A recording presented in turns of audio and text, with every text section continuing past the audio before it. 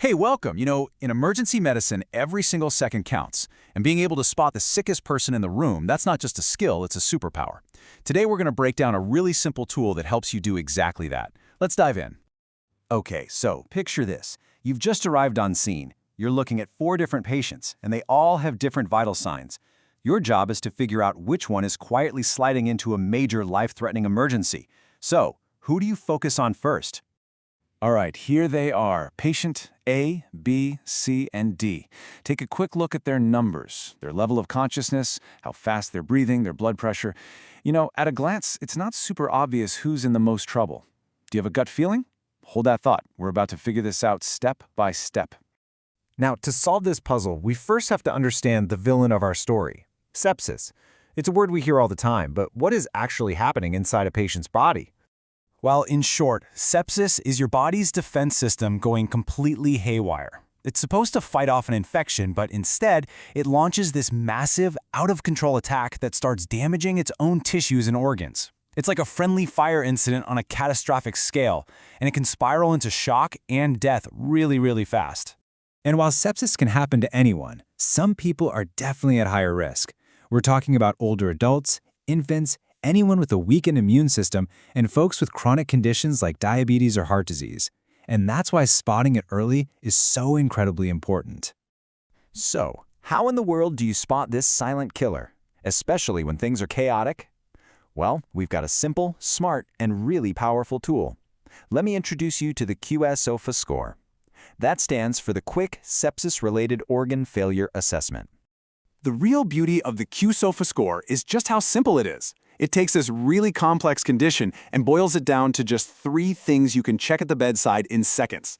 Think of them as the 3 crucial clues. Let's break them down. First up, their breathing. If a patient is taking 22 or more breaths a minute, that's a sign their body is working way too hard. That's one big red flag, and it gets them 1 point. Our second clue is all about their mental status. We check this using the Glasgow Coma Scale, or GCS. A normal, alert person scores a perfect 15.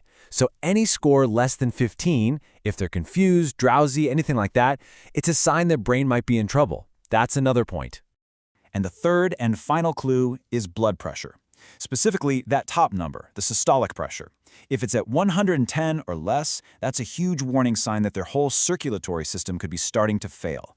And that's our third point. Okay, so there you have it, our 3 clues. We know what to look for now. Let's go back to our 4 patients and use the qSOFA score to finally crack this case. All right, first up to the plate, patient A. Let's run the numbers. Okay, let's see. Respiratory rate is 20. That's below our cutoff of 22, so 0 points. GCS is a perfect 15, so 0 points there. But that blood pressure, it's right on the money at 110. That gets 1 point. So patient A has a total qSOFA score of 1. Okay, moving on. Let's check out patient B. Right, patient B.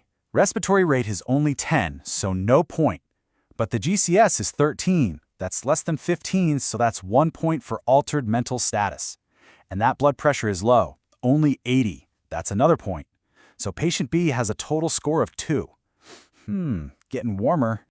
Next, let's see what's going on with patient C. The respiratory rate is exactly 22, so ding, that's 1 point, but their GCS is 15 and their BP is 120, so no points for those. Patient C also gets a total score of 1. So far, patient B is still our highest risk patient. And that brings us to our final patient, patient D. Let's see what the score says here. Okay, let's go down the list. A respiratory rate is 24. Is that 22 or more? Yep, that's 1 point. GCS is 14. Is that less than 15? You bet, that's our second point. And the systolic blood pressure is 90. Is that 110 or less? Absolutely. That's our third point. And there you have it, a score of 3. Patient D checks every single box. This is the patient who is at the highest risk. This is the one who needs our immediate, undivided attention.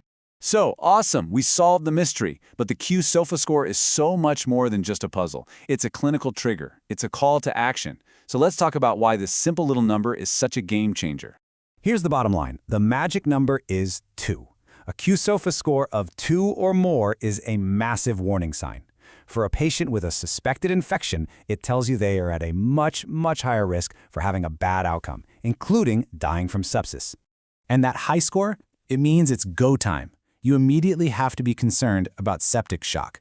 It tells you to start giving fluids and oxygen right away, to get ready for a fast trip to the hospital, and to start hunting for where that infection is coming from. This score turns your suspicion into a concrete action plan. And really, that's the whole point of the qSOFA score. It's not a diagnosis, but it is an unbelievably effective screening tool. It's 3 simple checks, something you can do in under a minute, that gives you the power to spot a killer hiding in plain sight. You have the tool now, so the only question left is, whose life are you going to save with it?